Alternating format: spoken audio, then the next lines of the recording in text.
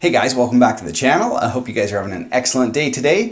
For this week's video, we are comparing two of the best guitars money can buy. We've got a Gibson Les Paul Standard and a Paul Reed Smith Custom 24.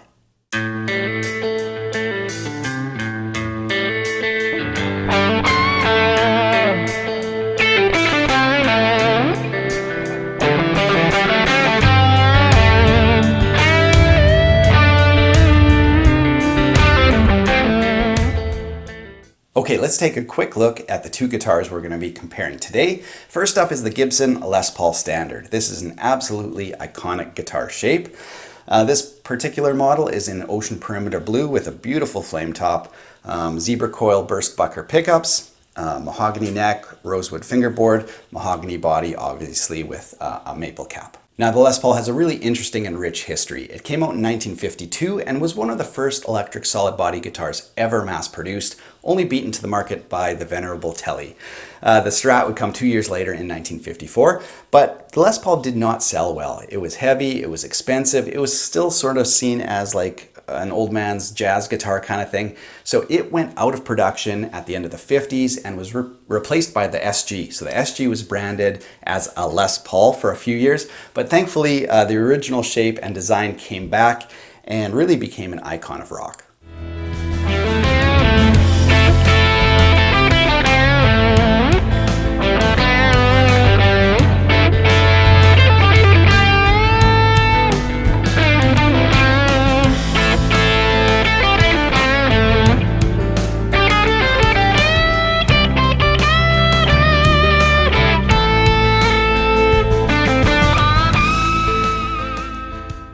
Next up, we have this gorgeous Paul Reed Smith Custom 24.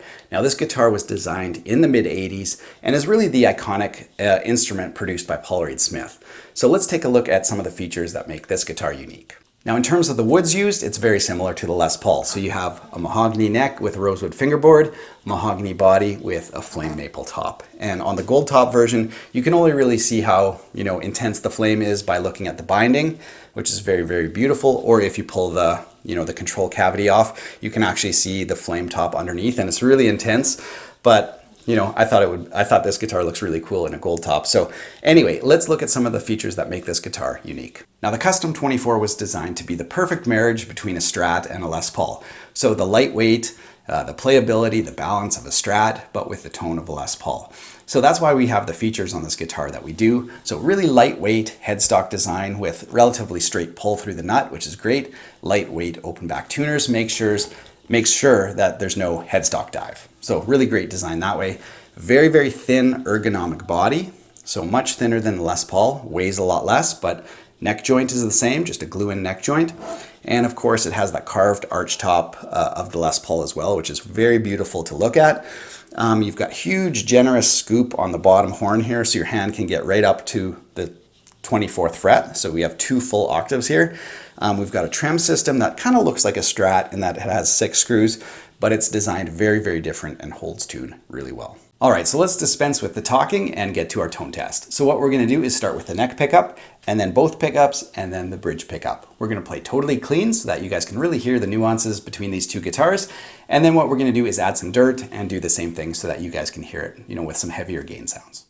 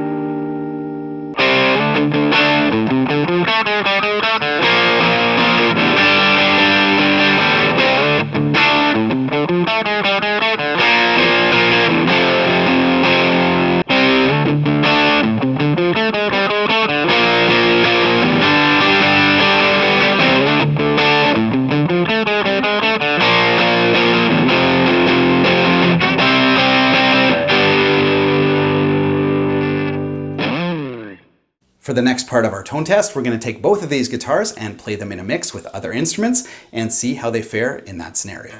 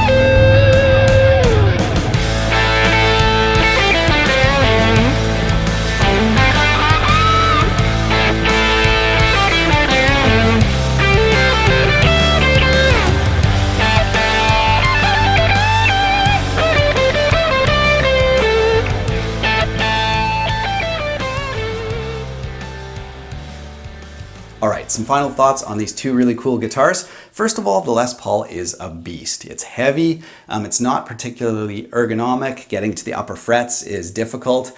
It's not comfortable to be played sitting down on your lap, and on a strap, it's really heavy. So not the best playing experience when you pit it up against modern designs, but it has the history, it's got the heft, and it's got the look. Now, in terms of playability on the Custom 24, it's the opposite scenario. Very comfortable, very ergonomic. It's got scoops and contours everywhere. I would say the only thing is this harsh edge right here. I don't know if you guys will be able to see that.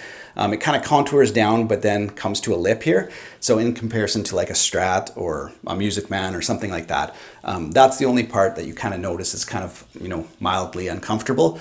But overall, a very, very ergonomic and comfortable design. Now, in terms of aesthetics, it's really the player's choice. Both of these guitars are widely available in all sorts of finishes. I sort of feel like I did it backwards. I sort of feel like the Les Paul should have the gold top and the PRS should have like the insane flame top. But I guess it does make these guitars unique, which I think is pretty cool. Now, in terms of the tones that both guitars dealt out, I was a little bit surprised. I mean, I knew the burst buckers are bright and biting and sort of have that clarity, but I sort of assumed the PRS would be similar, especially since it has the 25-inch scale length and the Gibson is 24 3/4, so it's a little bit more tension on the strings. But the pickups in this PRS are the 5909s, which are just full and lovely sounding. So each guitar has its own tone, but just to look at them, I probably would have assumed the opposite. Now, if you guys are interested, I actually did a working man's version of this comparison last year. So instead of using a really high-end expensive Gibson, I used an Epiphone, and instead of using a Paul Reed Smith, core model, I used the Korean-made SE. So a really interesting comparison, about a tenth the price of these guitars. It's always fun, to compare super high-end guitars, but I wouldn't hesitate to gig with either the Epiphone or the SE. So if you're so inclined, check that one out. Thanks so much for watching. If you enjoy content like this, be sure to subscribe to the channel and hit up my Patreon page. We're doing monthly gear giveaways over there. This month, we're giving away our Les Paul kit. So if you want to be in on that, you can head over there. Other than that, have an awesome week, you guys. We'll see you next time with a new video.